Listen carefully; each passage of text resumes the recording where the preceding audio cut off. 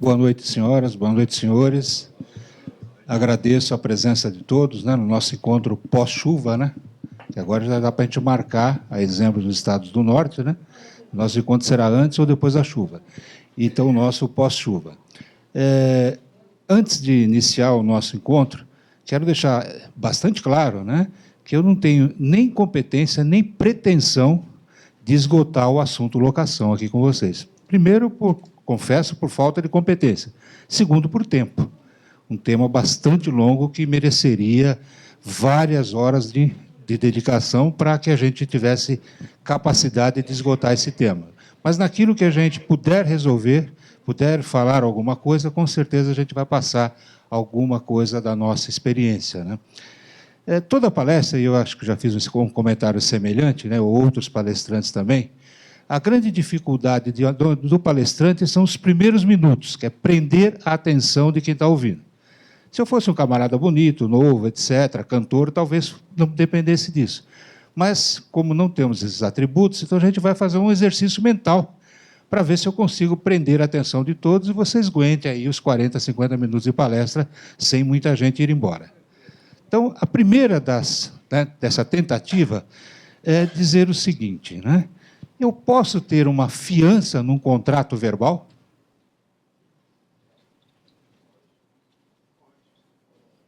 Só para que a gente, como não temos recursos para sair correndo e pegar...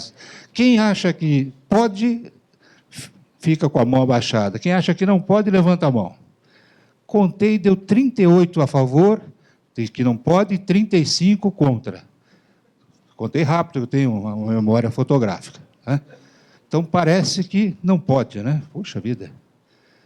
Fiz um contrato, por uma questão de economia, preguiça, incompetência, dizendo exatamente o seguinte: alugo para o Zé da Silva a casa número 3 da rua A, por R$100 por mês, por 1 ano. Assino eu e assino ele, isso é um contrato? De novo, vamos fazer a enquete. Tudo é questão de enquete, tem que ter enquete para que a gente tenha valor científico na resposta. Senão é a opinião pessoal do Souza. Mas aí o colega lá do outro lado, o Petros, não é isso? O Petros fala, não, mas eu não concordo com o Souza. Pronto, criamos uma polêmica. Então vamos usar a velha e boa pesquisa estatística. Quem acha que isso é um contrato, fica com a mão abaixada. Assinado, os dois assinaram. Aliás, e por falta de economia também, foi num pedacinho de pão lá. Sabe o papel de pão? Não um pedacinho do pão, papel do pão. Assinamos lá em meia folha de papel isso. É contrato? De locação? Então, quem concorda, fica com a mão abaixada, e quem discorda, levanta a mão. Eu acho agora a coisa foi boa. Tivemos só 22 discordando, o resto todos concordaram, não deu para contar. E aí? Aí a gente vem... né? Normalmente, qual é o exercício que a gente faz? Respondendo as duas perguntas, alguém vai falar, poxa, mas esperei todo esse tempo e não respondeu, vou ter que esperar mais 50 minutos para saber? Na primeira modalidade, é possível uma fiança em um contrato de locação verbal? A resposta é sim. Desde que, obviamente, né, não é eu falar, olha, Petros, você pode alugar para o Souza que eu garanto. Isso é fiança? Não. Não é fiança. Porque quando o Souza deixar de pagar, você vai falar, bom, Ferreira, paga. Eu? Pô, nem sei quem são vocês são o quê mesmo? Agora, a fiança é um contrato dentro de um contrato, porém exige a forma expressa, escrita, para limitar aquilo que o fiador está protegendo. Porque senão o credor vai falar, olha, além disso você disse que ia apagar as lâmpadas que quebrasse, ia apagar o vidro que o moleque quebrou com a bola, e daqui a pouco, coitado do fiador, né? Então, a fiança ela é interpretada restritivamente, por isso que ela tem que ser escrita.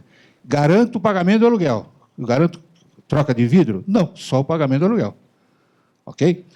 E a outra, né, a outra colocação... essa folhinha de papel que foi apresentada para vocês, olha, tem contrato de locação por escrito? Tem, claro, está aqui. Você olha e fala, puxa, mas um guardanapo? Sim, é um contrato.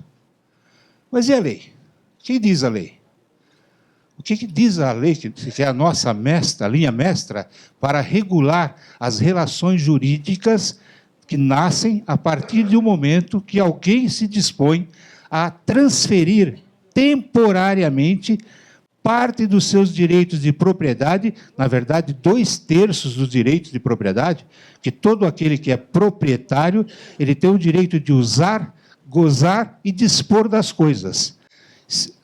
E no caso do imóvel dado em locação, o proprietário transfere temporariamente para o locatário, o direito de uso e o direito de gozo. Usar a coisa e gozar dos frutos que essa coisa vier a produzir. No caso da locação, usar o imóvel como se fosse dele. Ok?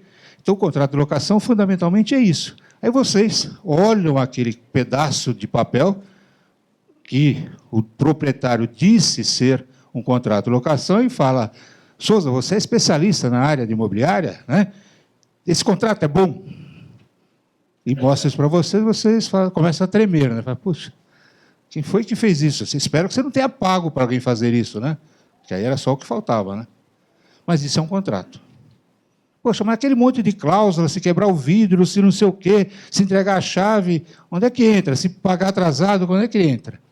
Aí a lei de locação, que é uma lei que complementa as declarações de vontade emanadas por locador e locatário em um contrato de locação, quer ele seja escrito, quer ele seja verbal, ela complementa, ela suple, ela completa aquilo que você não declarou. Por isso que a locação verbal ela é válida. Quais são as regras dela? Tudo que estiver previsto na lei. Tudo que a lei não disser expressamente que precisa ser da forma escrita. Como, por exemplo, a renovatória compulsória na locação não residencial, o primeiro requisito é um contrato escrito. Depois tem outros que a gente vai falar, mas tem que estar escrito. Se alugar, tiver uma locação não residencial, verbal, esse locatário não tem o direito de exigir a renovação compulsória. Mas é um contrato de locação não residencial, regido pelas normas do contrato de locação não residencial. Ok?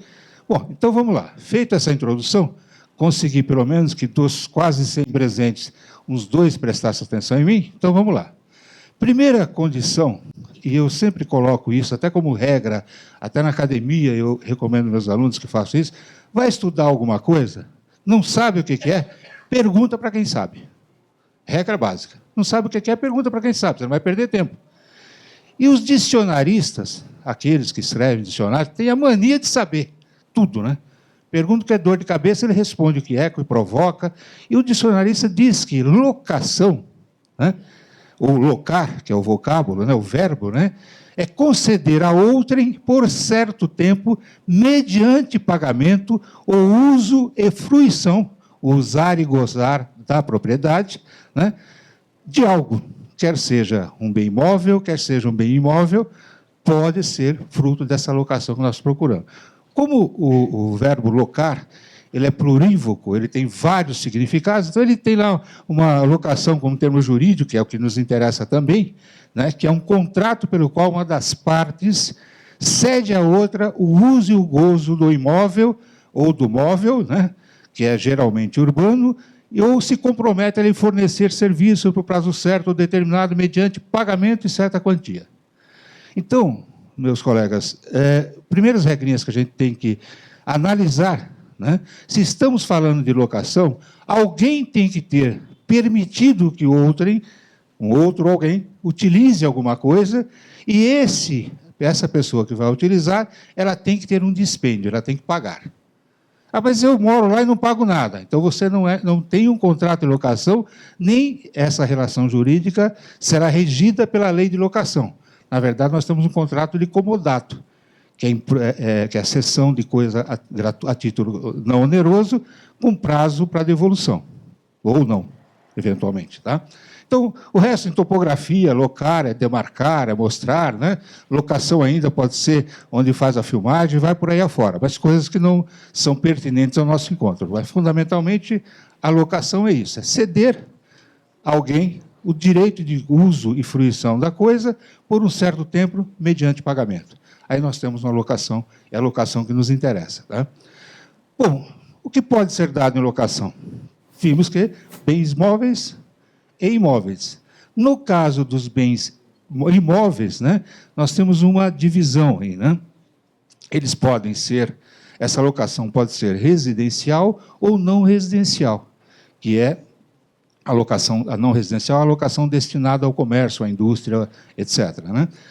E ainda é bom que a gente tenha como referência, em se tratando de imóveis urbanos e locação, residencial ou não residencial, pouco importa, a lei que disciplina é a 8.245 de 1991, com os suplementos que vieram, a 12.112, a 12.774, que alterou alguns dos artigos dessa lei de locação. Mas a linha mestra é a 8.245. Agora, quando esse bem dado em locação pertencer à União, aí já a lei que rege é o Código Civil. Da mesma forma como vagas de garagem, por exemplo, espaços publicitários, a parte hotel, o arrendamento de coisas, que é o arrendamento mercantil, né? Todos eles são regidos pelo Código Civil, nesses artigos 565 e 578, né, do Código em vigor desde 2002. Né? Ok? Eu estou dando uma acelerada porque tem muito mais coisa pela frente aí. Bom, então vamos lá. Algumas regrinhas gerais é interessante que a gente veja.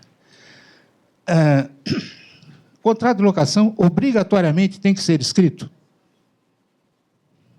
Não. Tá? Então, não é uma regra. E por que não é? Nós vamos ver daqui a pouquinho que quando o legislador estabeleceu lá no Código Civil que para que um ato jurídico pudesse produzir efeitos, ele deveria ser na forma escrita, ele disse, como, por exemplo, a transferência de propriedade imobiliária. Só pode se dar na forma escrita, e esse escrito não pode ser um escrito feito no escritório do Souza. É num cartório de notas e um documento chamado de escritura, que é um contrato igual que você faz, só que é caro e é feito lá no cartório. Mas é o documento que a lei disse, com isso eu consigo tirar a propriedade de uma pessoa e passar para outra. E ela carregar os direitos, carregar as obrigações, etc. Tá ok? Bom, aí exatamente essa previsão, né? No caso da transferência, o Código, através do artigo 1089, ele diz que a escritura pública será necessária para a constituição, transferência ou renúncia de direitos reais. Direitos reais são direitos que incidem sobre coisas, né? Diferentes dos direitos pessoais, que é outra relação que não está disciplinada aí. Ok? Então, somente quando a lei exigir que seja feito na forma escrita, não tem como superar isso. Tá? Ah, mas eu preciso contratar um advogado, para quem não é advogado, para fazer um contrato, porque senão eu tenho medo de esquecer alguma coisa. Quanto a isso, você não pode se preocupar, porque aquilo que você não disciplinar no contrato, a lei disciplina, independentemente de estar escrito ou não. Ok? Você não colocou lá no seu contrato, por exemplo, até porque é direito, né? A renovação compulsória, não está escrito lá.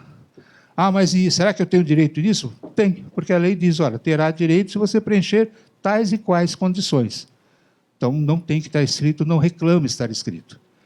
Então, tudo aquilo que o locador e o locatário se esquecer de disciplinar, a lei entra no seu lugar e diz, olha, é desse jeito. Ah, mas eu não queria. Sinto muito. Se você não quisesse a previsão legal, tivesse excepcionado no contrato. Ok? E algumas outras coisas, a lei, obrigatoriamente, ela diz, não faça.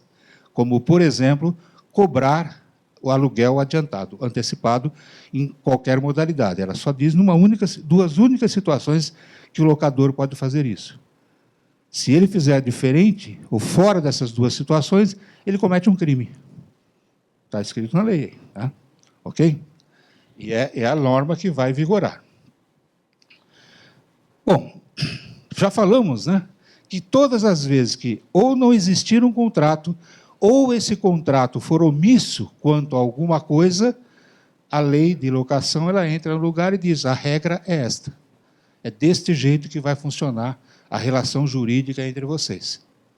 Né?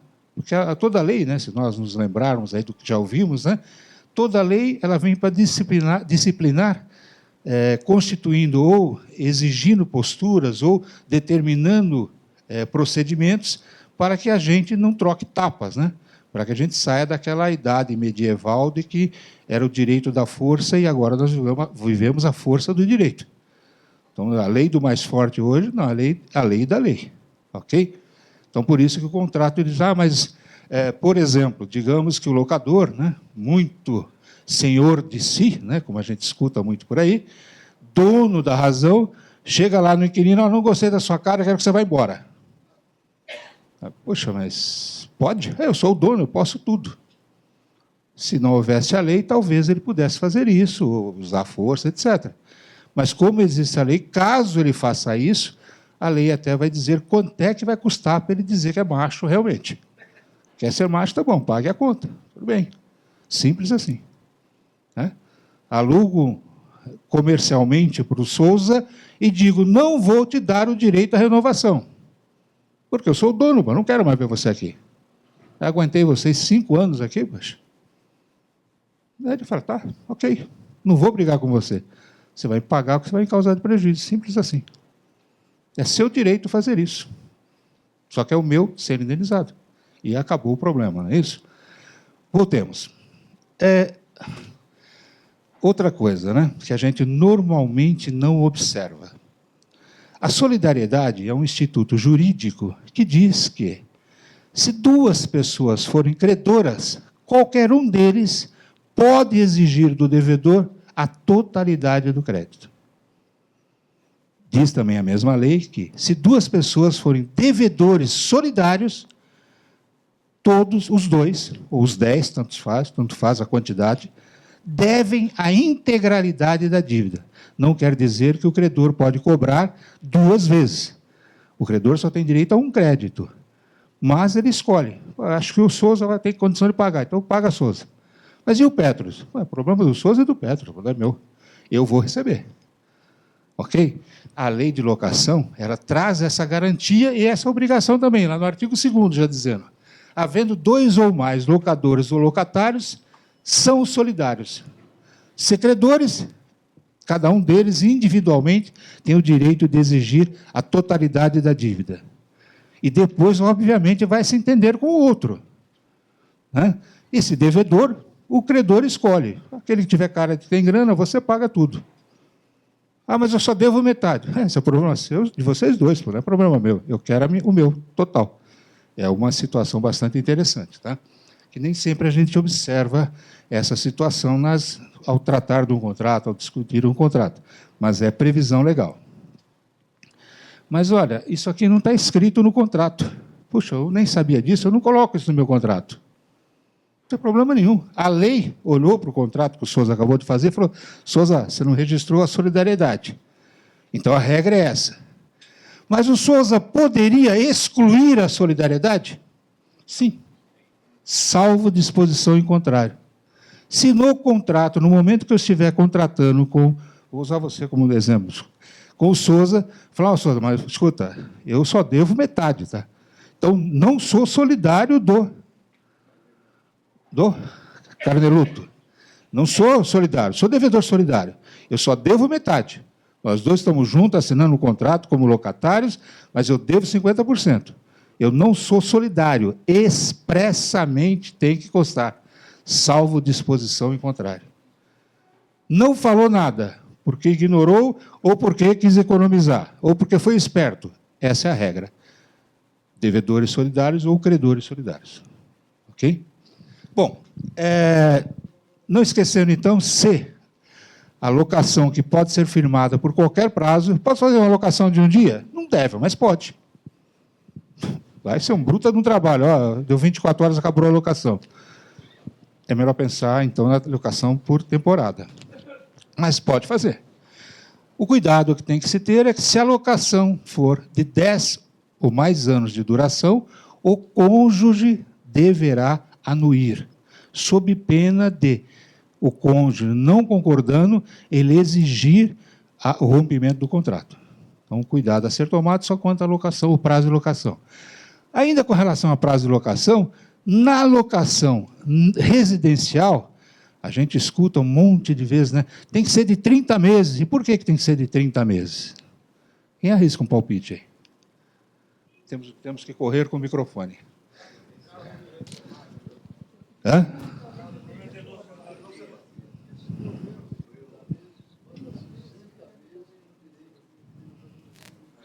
Exatamente.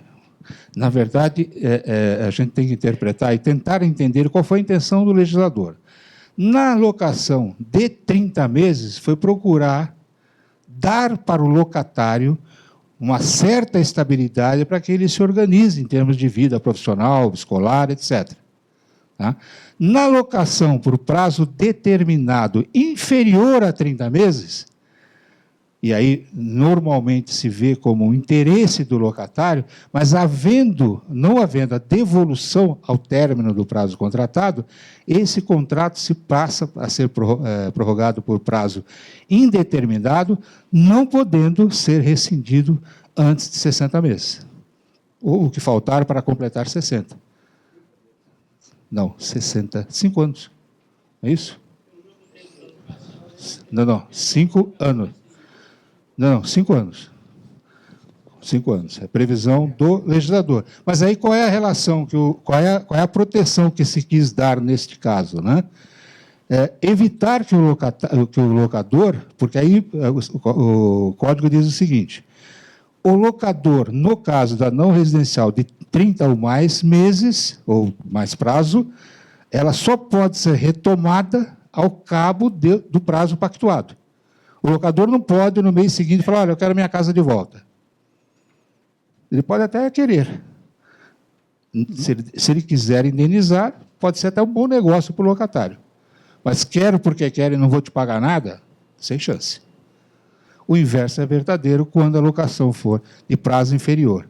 Poucas são as garantias, porém, se ele não for denunciado, não for exercido o direito de renovação ou de rescisão do contrato, num prazo bastante exíguo, entende-se como prorrogado e por prazo determinado, e só pode ser rescindido para aquelas situações do artigo 9º, que é o não pagamento, etc., ou realização de obra por imposição do poder público e tal, ou o término do prazo de 5 anos.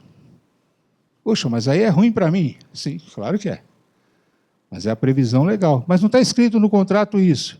Mas quando você firmou um contrato com menos de 30 meses, a regra que disciplina esse contrato é esta. Se você quisesse posicionamento diferente, firmasse por 30 meses, ok? Bom, vamos lá. Esta é a previsão do artigo 46, né? Seguindo. O que nós acabamos de falar, né? Se inferior a 30 meses, não houver a rescisão, o imóvel só pode ser retomado, naquelas 4 hipóteses, né? Previsão do artigo 9º, que aí ninguém vai obrigar o locador a ficar com o locatário inadimplente durante 60 meses, né? Ou o que faltar para 60. Pedido de uso próprio, e demolição com reforma ou aumento de área mínima. Esse pedido para uso próprio tem uma série de consequências. Olha, eu quero imóvel para mim. Eu sou o dono, quero imóvel para mim. Mas ele reclama lá uma prova judicial, admite uma prova judicial, se efetivamente não tem outro imóvel nas mesmas condições, se ocupou um determinado prazo, que a gente vai ver lá no caso da ação judicial. Mas realmente é uma situação mais desfavorável para o locador nessa hipótese, e garantia para o locatário. Retomada do imóvel. O que é retomada? Retomar o imóvel, então eu quero o meu imóvel de volta. Qual é a ação que normalmente a gente promove? Hoje, com a lei de locação, toda retomada, toda ação que envolva a lei de locação será uma ação de despejo, que tenha por objetivo a retomada.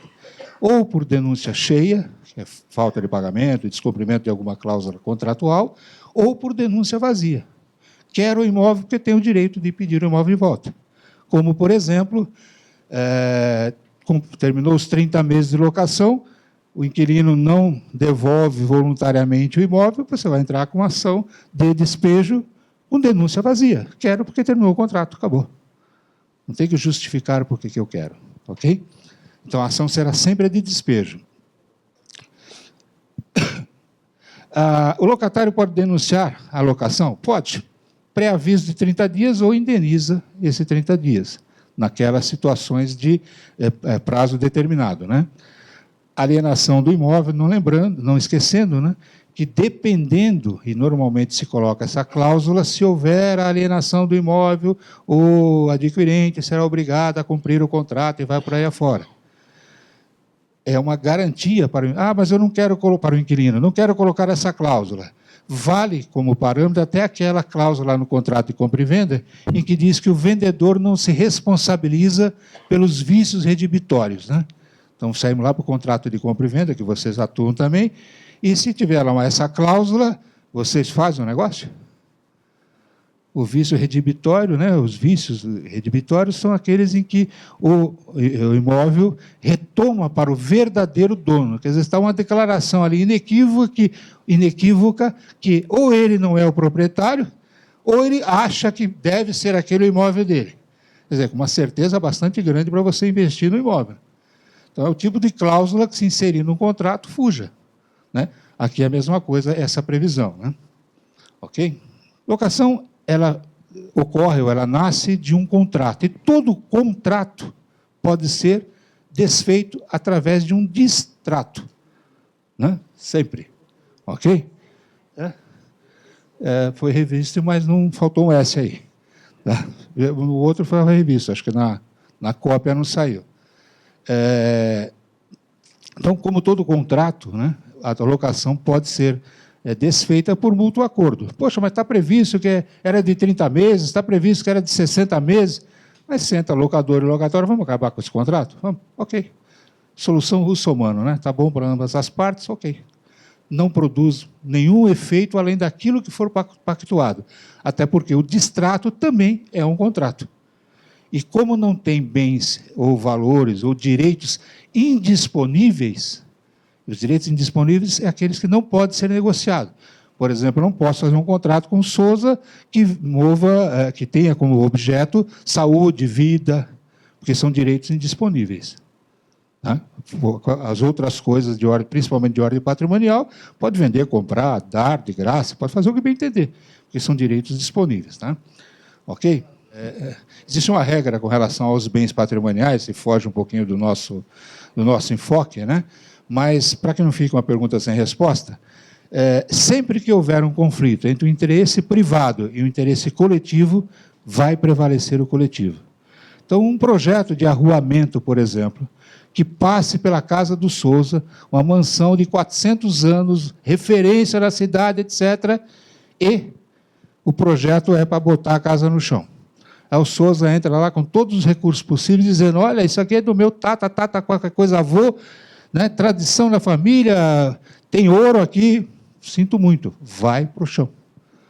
Porque a coletividade, o direito coletivo, ele sobrepõe ao privado ou ao particular. Então, a desapropriação é exatamente isso. É uma das violações ao direito de propriedade. Tá? Porque tem um direito coletivo que é maior que o privado. Tá? Mas que isso a gente pode conversar num outro momento, mas é isso, tá? A casa dele? Ok, eu estou brincando. Ok. Brinquei. A casa do... Obrigado. Mas aí, deem uma olhada aí no Estadão, né? O Estadão tem essa referência aí, tá? Bom, outra ainda. Por infração legal ou contratual.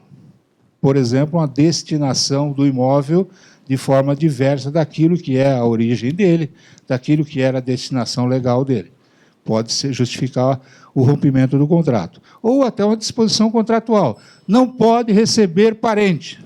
Levou lá o Constantino para morar, pronto, acabou. Nossa, Constantino, agora fui longe, né? Mudei seu nome feio agora. Né? Agora eu fui longe, hein? Outra forma de ser desfeita a locação para a realização de obras urgentes determinadas pelo poder público. Então, ela rompe aquele contrato, a proteção do contrato, todas essas situações, rompe a garantia do contrato e desfaz a locação, ocorrendo isso. Tá? Uma dúvida, né, que a gente sempre... E a morte? né, que é a única certeza que temos. Quando ela vem, o que acontece com os contratos? Então, regra geral, todas as vezes, quando uma pessoa falece, todas as declarações de vontade que ele tenha externado morrem junto com ele. Por exemplo, no meu trabalho, eu reclamo que cada um dos meus clientes me dê um documento chamado procuração para poder arranjar dívidas para ele ou tirar dívidas das costas dele, né? Respectivamente. Se perder uma ação, é uma conta que ele vai pagar, e se ganhar, é um lucro que ele vai ter. Mas eu preciso desse documento para dizer, no processo, quem já moveu uma ação e viu uma petição de um advogado, aparece lá, Maria da Silva, e o cara assina lá, Ferreira. Bom, mas espera aí. Sim, mas quem está falando é a Maria da Silva, através do advogado. Quando essa Maria da Silva falecer, aquela autorização que ela me deu de falar em nome dela, no mesmo instante, morreu junto com ela. Tanto é que nós, né, temos o dever de informar ao juízo quando o cliente falece, sob pena de alguém botar lá o atestado de óbito e tudo que for feito depois daquele atestado de óbito ser nulo e de responsabilidade do advogado. Obviamente, quando ele conhece ou sabe que a pessoa morreu, né? Muitas vezes o camarada dá a procuração lá e some. 10 anos depois ele aparece, olha, sou eu. Né? Ou aparece a notícia de que ele morreu. Mas, no nosso caso aqui, nós temos um contrato em que o dono, né, do imóvel falou, pode usar, gozar das coisas que produzir durante o prazo pactuado, mediante o pagamento. Aí morreu. E agora? Bom, no locador, a locação transfere-se para os herdeiros e ponto. Em outras palavras, os herdeiros têm o dever de continuar cumprindo o contrato. Sem nenhum acréscimo, sem nenhuma providência. Talvez o camarada morreu e deixou 50 filhos, apareça um deles, vai pagar para mim, aí o inquilino fica com aquela maior preocupação, a recomendação que é, não pague, porque se pode pagar mal, vai pagar 2 vezes, por isso que existe a consignação em pagamento, exatamente para livrar o inquilino do ônus da multa, da mora, da rescisão do contrato, e livrá-lo também do pagamento indevido. Deposita lá na mão do juiz, o juiz vai chamar os 50 herdeiros, e eles que provem a qualidade de herdeiro para poder pegar o dinheiro. Simples assim, né? Mas a regra com o locador é bastante clara. Segue o contrato do mesmo jeito que foi pactuado. E com o locador, perdão. E com o locatário? Bom, nós vamos ter que ver exatamente o que acontece com a qualidade desse locatário, e, obviamente, estamos falando de um locatário, em regra, né? O locatário pessoa física. Porque a pessoa jurídica é muito claro. Os sucessores da pessoa jurídica, a firma, etc., o espólio que herdou, continua tocando a pessoa jurídica e, consequentemente, continua tocando o contrato. No caso da pessoa física, o cônjuge sobrevivente, o companheiro sobrevivente, ele, ou até os seus herdeiros, nesta ordem, continuam com o direito de permanecer no imóvel, cumprindo aquilo que foi pactuado. Não é porque o Zé da Silva morreu que a mulher vai continuar morando lá e sem pagar o aluguel. O contrato segue. Não pode o proprietário pedir, olha, como morreu o Zé da Silva, eu quero minha casa de volta.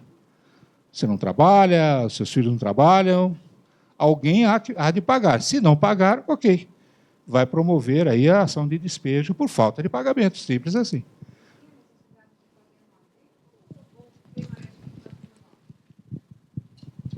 Está sendo gravado? Tem a necessidade de fazer um adendo ou pode ser o contrato normal? Nós vamos ver daqui a... Sua graça, colega? É Célia. Célia, nós vamos ver daqui a pouquinho que há uma necessidade de comunicação do óbito, primeiro para que o locador saiba que não é mais com o Zé da Silva que ele trata, e sim com a família dele, com os sucessores dele. E segundo, para que o fiador exerça o direito de desoneração. O fiador também tem que ser informado. Porque, como nós vamos ver daqui a pouquinho, a fiança é uma garantia pessoal, eu garanto ele, mas não a família dele. Certo. Entendeu? Por isso tem que ser noticiado. Não há necessidade de um adendo ao contrato, e sim a comunicação do óbito. É que eu estou com um caso assim, que a pessoa faleceu. Okay. Obrigada. Nada. Ok, então, com relação ao contrato, o óbito do locador não altera em nada, os seus sucessores continuam cumprindo o contrato, e o óbito do locatário, apenas o contrato segue com relação ao cônjuge, aos seus sucessores, e até pessoas que viviam no imóvel à época do óbito. Não é parente, não é filho, não é mulher, não é nada, mas é o irmão, enfim, é o camarada que estava na rua, a menina que estava na rua, pouco importa. Se a época do óbito residia, tem o direito de continuar o contrato até o seu término, não é um novo contrato ou coisa que o valha. Certo? Bom, como quase não acontece, né, separação, divórcio, fim de união estável, né, a questão e agora? Né? Como é alugado, pouco importa o que vai acontecer. Da mesma forma, né, a regra é aquele que prosseguir no imóvel tem o direito de terminar o prazo contratual. Obviamente, respeitando tudo aquilo que foi pactuado. Porque há uma regra no contrato de locação, né, que é aquela cláusula rebus sic stantibus, né? Os pactos foram feitos para serem cumpridos. Então, tem que cumprir o pacto, tem que cumprir aquilo que foi acordado. Essa alteração de pessoas não altera o dever que surge do contrato, que é o pagamento da contraprestação. Tá? Então, vamos lá. A locação prosseguirá com o cônjuge, o companheiro que permanecer no imóvel. Tanto a subrogação por morte quanto a separação será comunicada por escrito ao fiador e ao locador. Então, o locador não mora aqui em São Paulo e o Zezinho e a Maria se divorciaram. E a Maria que vai continuar no imóvel. Como é que ele vai saber isso? É dever do locatário informar o locador. Mas se eu informar, ele vai querer tirar ela daqui. Ele não tem esse direito de tirar. Mas se não informar, é uma violação à lei. Aí sim ele tira, por infração legal. Morreu, não avisou que morreu, então agora você vai sair. Porque ele está enfraquecido, não teve como tomar determinadas providências, se é que o caso viesse a exigir. E o fiador também, né? O fiador depois pode falar, eu garanti o Zé da Silva, não a mulher dele. E aí pronto, o contrato está sem garantia. Tá? Aí, não esquecendo essa observação também da lei, que o fiador pode desonerar-se do encargo após ser comunicado, porém responde nos 120 dias subsequentes pelos ônus que ele assumiu. Previsão, por que 120 e não 150 e não 90? Porque o legislador estabeleceu 4 meses de responsabilidade posterior a esse evento do comunicado. Sublocação. Aí aquela pergunta que você me fez. O Zezinho alugou, de repente chegou lá o Pedro, o Antônio, e o Zezinho falou, olha, vocês vão me pagar, né, ajudar a pagar a locação, etc. Eu pago R$1.000, nós somos em 5, cada um dá 200 aí, resolveu a vida de todo mundo. Tem-se uma locação, uma sublocação? Não. A sublocação não se pressupõe, ela reclama a anuência do locador. O fato de eu estar compartilhando lá com outras pessoas, dividindo o aluguel, eles não são sublocatários, não estão protegidos pelo Instituto da Sublocação. Que a sublocação reclama um documento escrito e a anuência do locador. Normalmente, nos contratos, há uma cláusula proibindo a sublocação. Proibida a sublocação. Desculpe. Não, no residencial também pode pôr. Não, tudo aquilo que o legislador não disse, não faça, pode ser feito. E o que vale para o sublocador, quando autorizado e permitido? Tudo aquilo que valia para a locação. Tá? Não há nenhuma alteração com relação a isso. Legal, agora chegamos na fase ruim, né? Tanto é que dever a gente coloca em letra pequena, que é para obrigar mais, né? Quando o camarada lê, aí ele paga, né? Realmente. Então, primeiro dever do locador. Se ele disse que tem o imóvel comercial, que imóvel que ele tem que entregar? Comercial. Mas o Zezinho da Silva, que eu explorava o boteco aí, ele nunca teve problema. Só que o imóvel era residencial e não residencial. E aí, logo, o inquilino teve problema, não pôde oficialmente instalar a sua atividade econômica. Responde o locador por violação do dever. Ele tinha que entregar o imóvel em condições de uso e para o fim que se destina. Tá? Segue ainda. Garantir o uso pacífico do imóvel. Os 70, né, aqui presentes, são donos do imóvel. Cada dia um de nós vai lá azucrinar a vida do coitado do inquilino. Olha, se não pagar, hein, vence daqui uns 10 dias. Cuidado, hein? Aí vai lá, o meu advogado é bravo, hein? Pronto, o coitado fica louco, né? E aí tem-se uma violação de dever do locador em permitir que o imóvel seja usado de forma pacífica, ou, em outras palavras, que o inquilino não seja incomodado. Tá? Ok? Manter a forma, de repente eu alugo lá a casa, falo, puxa, olha, se essa casa fosse não comercial, você ia ganhar uma grana legal, hein? Eu vou lá, pego toda a documentação, não aviso o Souza, transformo lá na prefeitura de residencial para não residencial. Se isso causar um prejuízo para ele, violação. Normalmente o pessoal faz com segundo, Souza, sabe o que é? Se eu botar um restaurante aí, eu vou ganhar mais do que você aqui e tal. Tem. Pois não. Automaticamente, isso acaba acontecendo quando, num caso como esse, já mexendo com a conta de água e de luz, que tem um valor elevado em função disso, não é isso? Exatamente. Isso já seria uma violação, não é isso? Porque está alterando a destinação e trazendo até um ônus maior. Já gera um prejuízo. Exatamente. Tem-se. Vai acabar com a vida do coitado lá. Que só vai descobrir isso aí, depois de xingar o Haddad, etc., né? Vai descobrir se for lá e pedir o cadastro e ver que foi alterado a destinação. E aí ele tem direito de ser ressarcido pelos prejuízos que essa medida lhe causou. Então, como?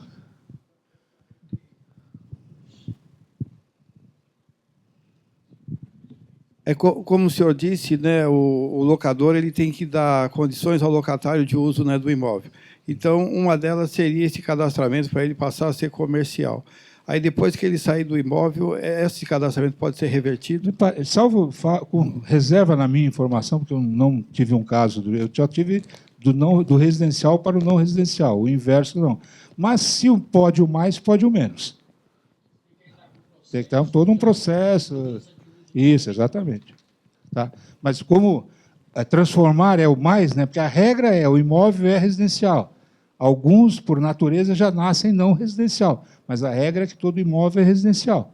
O que você pode fazer é mudar essa destinação, via processo. O inverso é verdadeiro também. Você pode retornar à situação anterior. Ok? Fornecer dados do imóvel, com descrição minuciosa, número de matrícula, etc. Obviamente, haverá uma explicação do porquê. Isso, notadamente, no caso dos imóveis não residenciais, é condição sine qua non. Tem que ter. Então, isso aí diz respeito a mim, eu não vou fornecer essa informação. Então, você não quer dar o imóvel em locação. E aí estará infringindo e violando o contrato. E violando o contrato, rescinde o contrato. Rescindindo o contrato, tem-se as consequências de ordem financeira em todo o contrato. Né? Aí vem algumas situações que, como regra, né, a gente observa discriminação do recibo das importâncias que estão sendo pagas. Recebi 1.000 de aluguel, mas o contrato fala que o aluguel era 500. É que ali tem condomínio, tem IPTU, tem multa, tem não sei o quê. Descreva, porque senão haverá uma infração. Né? Outra situação ainda, pagamentos de taxa, né? A taxa de contrato. A taxa de contrato é por sua conta, né? A regra é do devedor. Mas existe a possibilidade disso ser alterado com disposição contrária no contrato. Se não estiver no contrato, não vale. Não, exatamente. Por que eu vou pagar a sua conta? Eu tenho que concordar em pagar. Senão, você paga o contrato ou não aluga. Realmente não tem muita alternativa. Ok? Sim. Sim, desde que seja pactuado. Desde que seja... como as despesas, vamos ver aqui embaixo, a última é uma que pega bastante para locação de apartamentos, de imóveis, né, e condomínio, as despesas extraordinárias do condomínio. E despesas extraordinárias, salvo o melhor juízo, é o próximo. Obras e reformas e acréscimo que interessem a estrutura do integral do imóvel, pintura de fachada, obras destinadas a repor as condições de habitabilidade, indenização trabalhistas e previdenciárias de empregados ocorridas em data anterior à locação, enfim.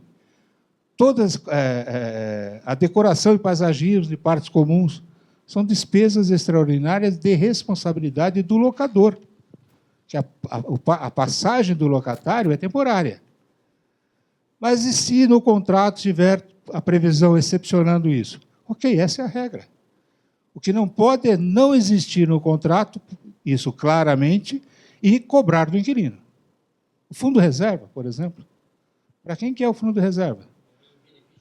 É o benefício do proprietário. Se o prédio quebrar, se o prédio cair, se o prédio tiver que ser reformado, por que o inquilino tem que pagar? Ele paga pela utilização da coisa, ponto. O resto, por isso que essa exceção... Não, ela está destacada. Está destacada.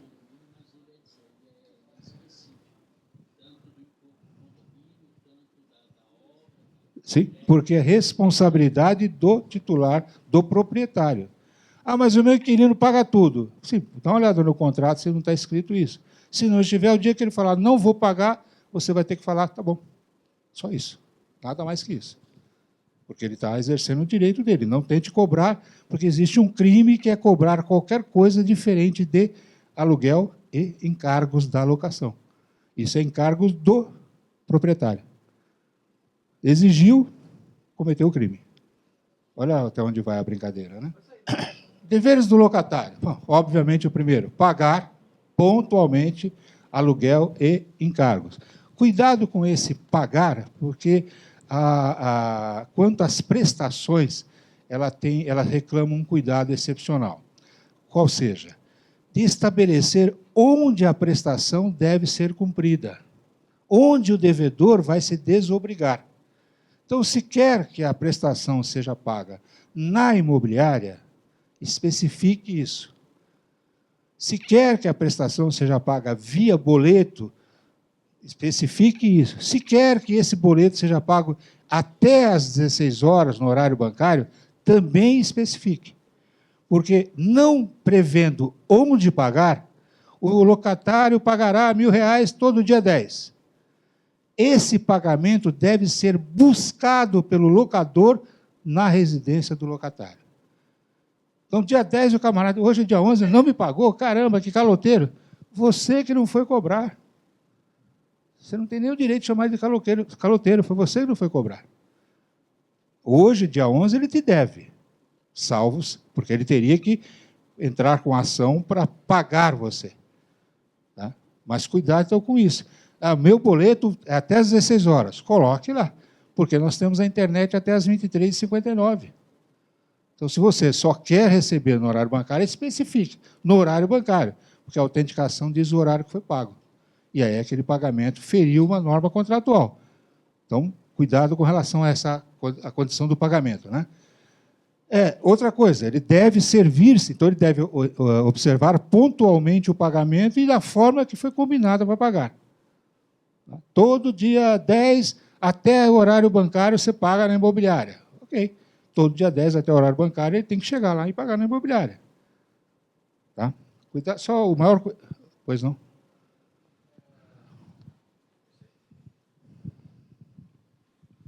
Com referência ao que o senhor comentou aí agora do item anterior, se quer até as 16, falar que quer até as 16. Normalmente, eu nem tinha atentado para isso, também nunca vi em nenhum contrato essa forma de referência.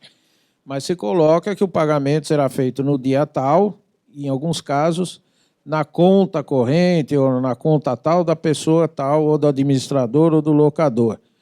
E o pessoal anda fazendo o seguinte, anda usando os terminais de caixa eletrônico de banco para fazer o depósito, porque ali ele recebe um canhoto dizendo que fez um depósito naquela data. Só que esse depósito aparece na conta do proprietário, do locador ou do administrador no dia seguinte, ensejando um dia de atraso, porque se olhar lá na conta, o depósito não entrou no dia do vencimento, entrou no dia seguinte, e está gerando uma discussão. Como o senhor entende isso, ou qual o melhor jeito é, fora colocar aí o horário? Olha, como é que veja bem, se você especifica dia e hora e forma como deve se dar o pagamento, você evita esse tipo de problema. Agora, neste caso, o pagamento em atraso, esse um dia de atraso, não é problema do locatário, hein? É do banco. É do Desde banco. que haja essa previsão de que ele teria que depositar no horário de expediente. Então, não havendo, porque aí é que está o problema. O caixa eletrônico ele recebe até meia-noite. Sim. A hora que ele disse que vai. 16/1 ele disse que será compensado no expediente seguinte. Isso. É isso que ele especifica. Porém, se o locatário terá a prova de que fez o depósito. Mas depois do horário do banco ativo. O banco Mas estava fechado. se você não especificou, não limitou, dia 9 até as 23h59 é dia 9.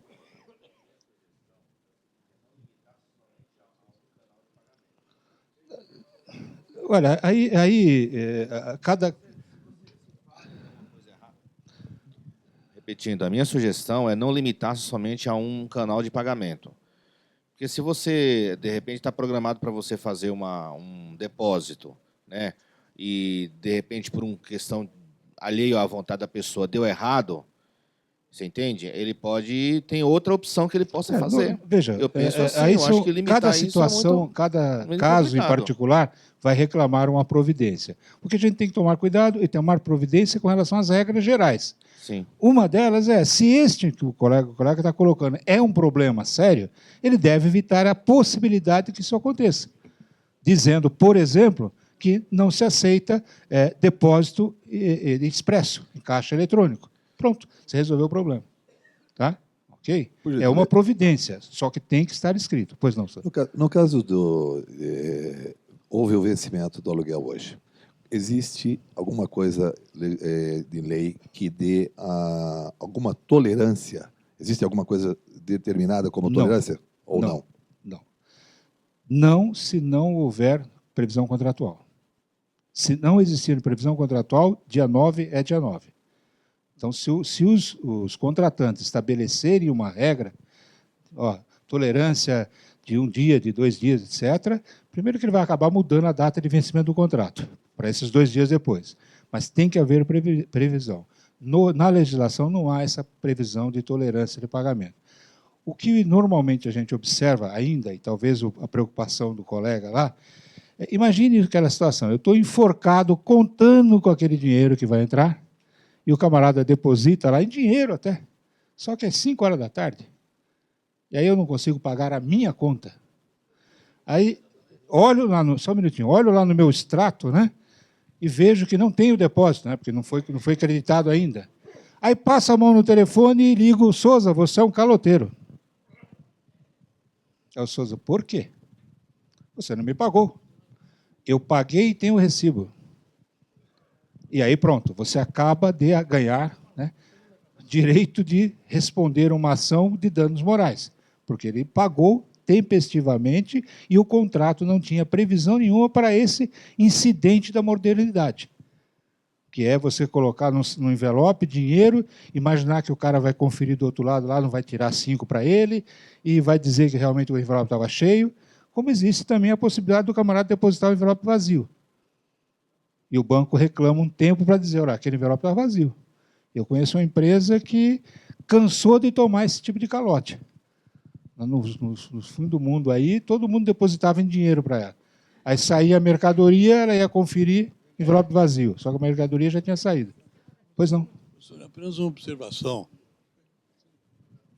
Professor, apenas uma observação. O que ele informou é o seguinte, se o depósito é feito até as 4 horas da tarde, ele, embora apareça na conta no dia seguinte, ele aparece com data anterior.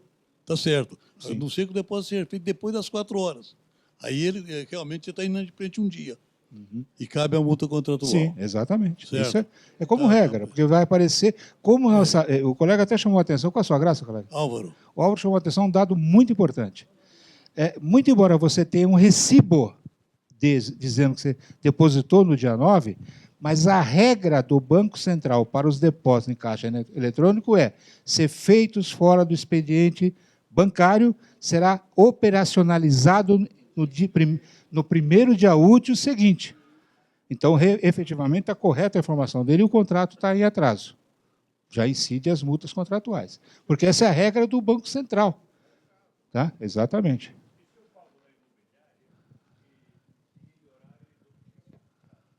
Não entendi. A colocação do colega dizendo que ele foi lá na imobiliária em horário, etc., mas deu um cheque cruzado, um cheque que não pode ser sacado ou fora do expediente. Foi lá às 16h01 e pagou com cheque. Então, não vai poder depositar porque o banco já está fechado. Ou deposita no caixa eletrônico e aí cai na regra geral, que é sempre no dia seguinte. A pergunta do colega, o problema é que nós temos que voltar lá na lei do cheque. E o cheque é uma ordem de pagamento à vista. Então, salvo se ele não for compensado, você pagou corretamente. E aí, problema do credor, a compensação. Mas é a lei do cheque que diz isso para que o cheque possa ter valor. Tá? Ok? Podemos seguir? Bom, segundo a exigência do locatário, né, o imóvel tem que ser usado para a destinação que foi contratada. Contratou o imóvel não residencial e resolveu ficar morando lá dentro. Ah, olha, eu briguei com a mulher, etc., vou ficar morando por aqui. Acontece muito em escritórios, né? O pessoal bota lá um puxadinho, um sofá, cama e briga em casa e fica no escritório. É alteração, porque aquele imóvel ele está preparado para uma atividade não residencial. Aí você, bom, já que eu estou aqui mesmo, bota um fogareiro e esquenta minha comida. E toca fogo no prédio. Tá? Porque não foi previsto lá botar... E acontece com muita frequência. Então, é problema do locatário alterar a destinação, podendo, inclusive, responder. Né? Primeiro, rescindir o contrato e responder pelos prejuízos que causaram. Né? Comunicar qualquer dano cuja responsabilidade seja do locador, isso é óbvio. Aí isso o pessoal faz com rapidez. Tá, caiu o telhado. Rapidinho ele informa lá que caiu o telhado e para arrumar. Né?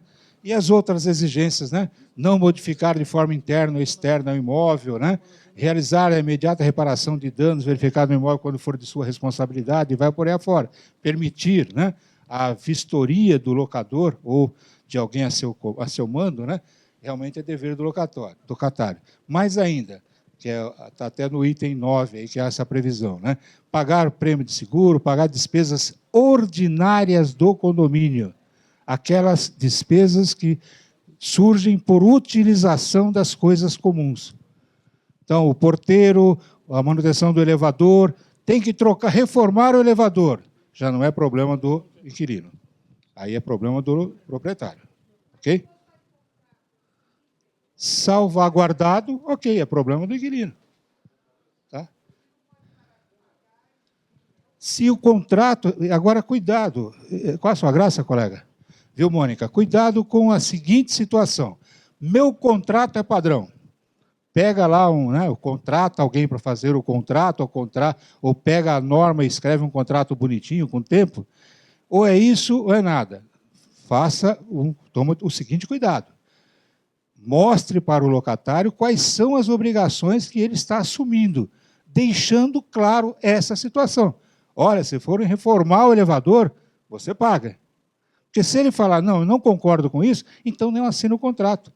Agora, se ele chegar lá na frente do juiz e disse, olha, a Mônica botou o contrato em cima da mesa e disse, ou assina ou não aluga. Sabe o que o juiz vai fazer? Todas as cláusulas que o penalizar, ele vai anular do contrato. Simples assim. Porque não houve a negociação, você não consegue provar. Não, ele leu, perguntou, eu expliquei cada um dos itens. Então, ao assinar um contrato, tome o cuidado de, no mínimo, discutir aquelas cláusulas que realmente você sabe que vai pegar lá na frente. Principalmente essas que impõem ônus.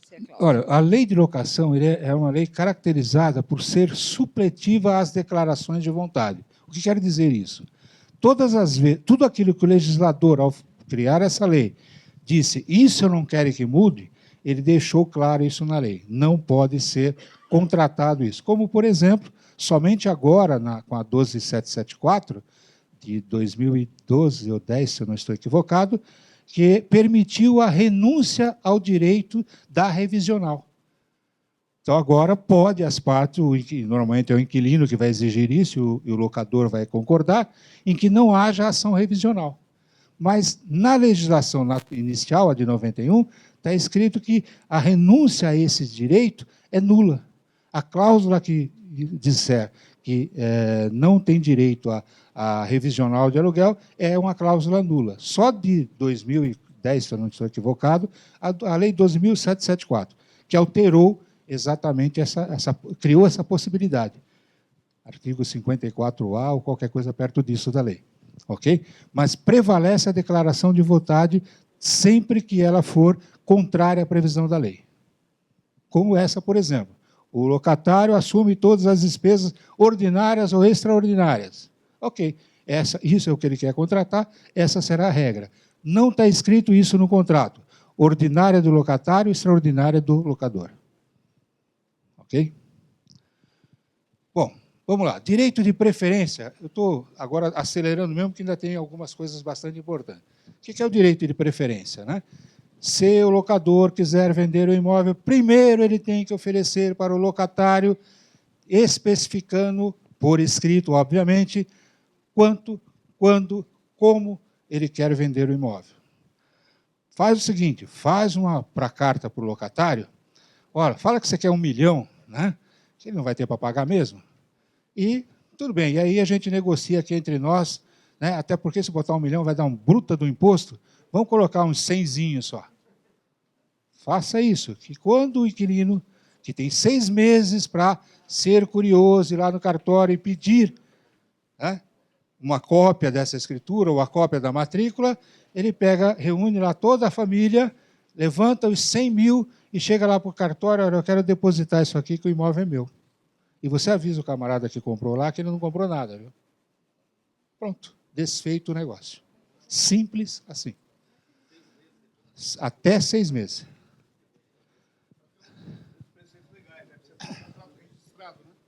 O contrato precisa ter registrado, né, confirmando conhecido, tem que ter uns requisitos para poder o inquilino, no caso, aí, reaver exercer esse direito. Existe essa previsão na lei. Porém, a jurisprudência, o que é a jurisprudência?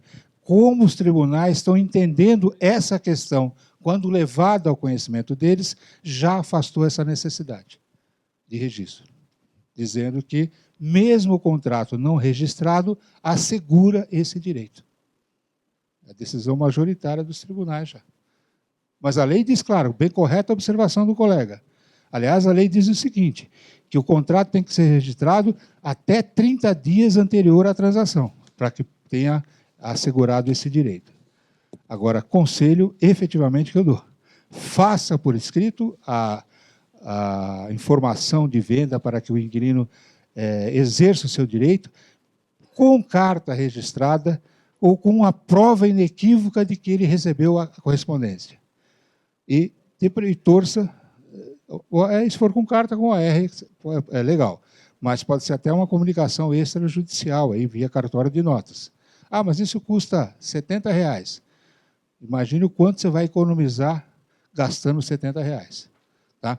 Então, a observação do colega é correta, tá? A lei diz que tem que ser registrado esse contrato de locação, porém os tribunais admitem, todos os tribunais têm admitido isso, exercício do direito de preferência ou indenização pelo não exercício, mesmo nos contratos não registrados. Ok? Bom, seguindo. Sublocatários, têm direito? Sublocatários legais, sim. E aí há uma ordem, né? Se o sublocatário não tiver interesse, o sublocador, que na verdade é o locatário, pode exercer esse direito. Eu aluguei o imóvel do Souza e depois aluguei para mais 10. Se os 10 não quiserem, eu que já não estou mais lá, mas quero, posso exercer o direito de preferência. Haverá que ser observado que quando esse bem for um bem em condomínio, aí o condômino tem preferência sobre os inquilinos. Então, condômino, todas as vezes que tiver 2 ou mais coproprietários, tem-se uma propriedade em condomínio. Então, esses coproprietários têm preferência sobre os inquilinos. Então, se o coproprietário não exercer o direito de preferência, aí sim passa para os inquilinos. Ok?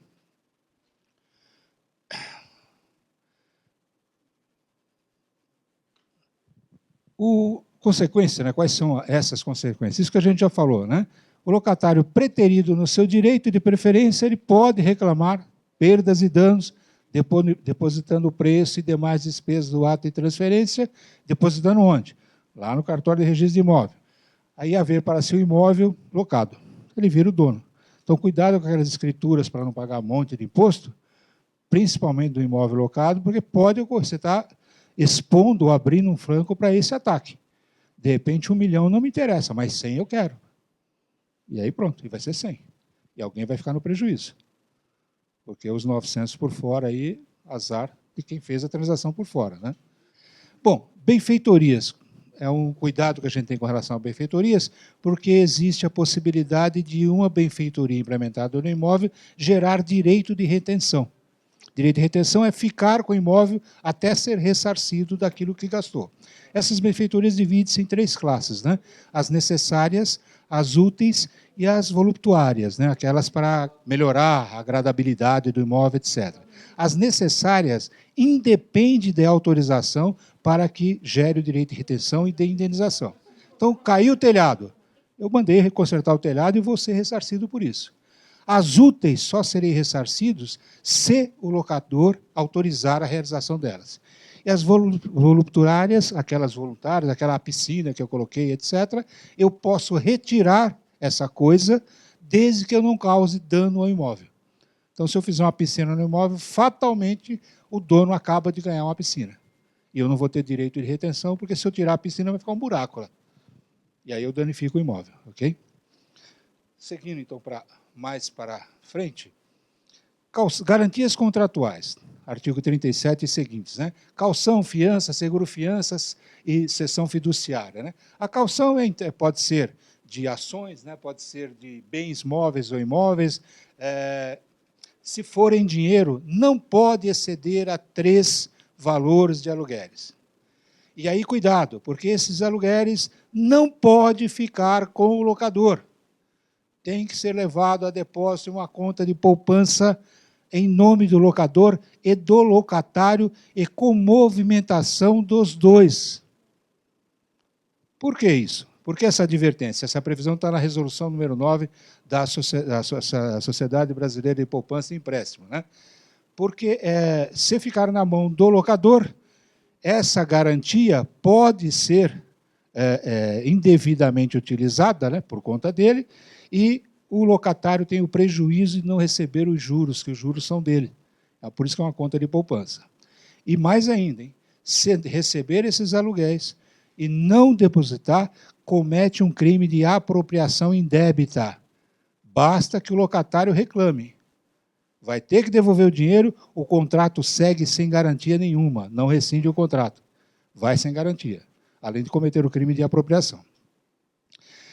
Voltando, então, a fiança, uma garantia pessoal, então o fiador ele garante a pessoa do A ou do B, e não todo mundo que mora no imóvel. O seguro-fiança prestado aí pelas sociedades de seguro, elas realmente é uma modalidade que, embora cara, mas dá tranquilidade para o locador.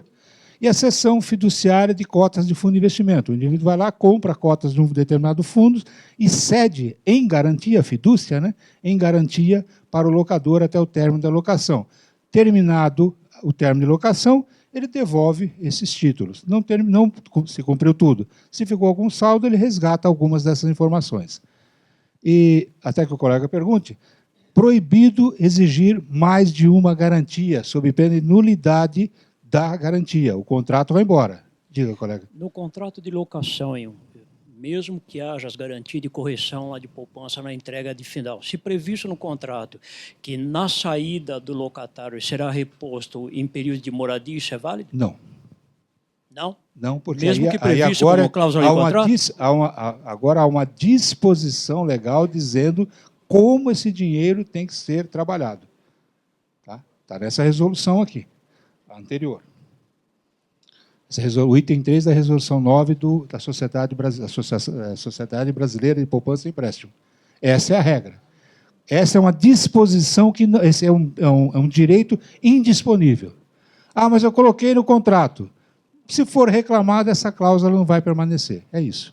Tá? Se não tiver, porque, olha, tudo isso que nós estamos falando de problemas, imagine o seguinte, mas a relação entre locador e locatário foi ótima, terminou, cada um foi para o seu lado, e aí? E aí, ok. Ela só vai ser problema quando resolverem brigar. Eu não sei se o senhor vai falar sobre reajuste ou não. Vou. Aí para frente, vai? Vou. Se der tempo. Cobrança dos aluguéis, acho que não vai dar tempo. Regra geral, mês vencido. Exceção, locação de temporada e locação sem garantia. Aí pode exigir o mês vencendo. Fora isso, crime. Eu vou chegar lá. Está aí. Artigo 43 diz, será crime com prisão simples de 5 a 6 meses ou multa de 3 a 12 aluguéis em favor do locatário. Exigir quantia ou valor além do aluguel e encargos permitidos. Reforma do elevador. Está aí, ó. Tá? Exigir mais de uma modalidade de garantia. Cobrar antecipadamente o aluguel, salvo a hipótese do 42, que é a rescisão, a locação sem garantia, né? Não de temporada, sem garantia. Né? Ok? Fora isso, comete crime. Não vai dar. O 44, mais importante também, detenção de 3 meses, agora mais grave, hein? 3 meses a 1 ano ou prestação de serviço à comunidade. Recusar o locador ou sublocador nas habitações coletivas a descrever o aluguel e encargos. Deixar o retomante de ocupar em até 180 dias e nele permanecer por pelo menos 1 ano aquela retomada para uso próprio ou de ascendente ou descendente. Se até 180 dias e não ficar 1 ano lá, cometeu esse crime. Não iniciar o proprietário a demolição ou a reparação do imóvel dentro de 60 dias a contar da data da entrega.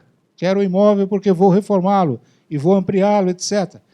Executar o despejo em observância ao disposto no parágrafo 2º do artigo 65, que é o período de nojo, né? 30 dias de morte de pai, mãe, esposa, filhos, etc. Mas quem faz o despejo é o oficial de justiça, mas você que pede. Ele faz porque você pediu, você que responde. Tá?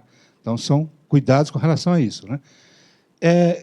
Essas situações aqui do 44, por exemplo, basta que o inquilino noticie a autoridade policial que abre o inquérito e pronto. Ação pública incondicionada. Abriu o inquérito, o processo vai embora. Ok? Bom, não vai dar tempo, eu pediria uma gentileza, porque tem mais uns 10 slides e estou preocupado com todo mundo ir de metrô, não tem metrô para todos os lugares. Se vocês disponibilizarem para... Sua Graça? O Silvio, através do Silvio no esquema, esse material já está com o Cresce, e ele pode transmitir para vocês toda essa coleção que está, algumas coisas dá até para entender sem muito cuidado. Vale a pena para completar.